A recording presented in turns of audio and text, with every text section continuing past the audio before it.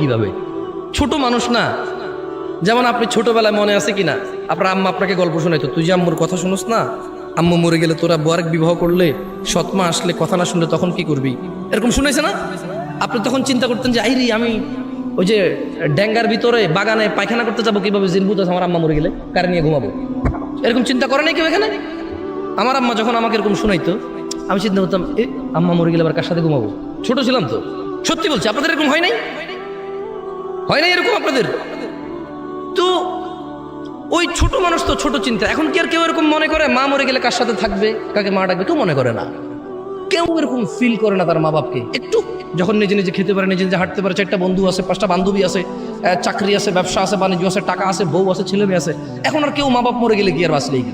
ছোটবেলার যে ফিলিংস ছিল, আমার আম্মা মরে গেলে আবার কার সাথে থাকবো না, ওই ফিলিংসটা মানুষ হারাই ফেলে। তো আমিও ছোটবেলায় চিন্তা করলাম যে 99টা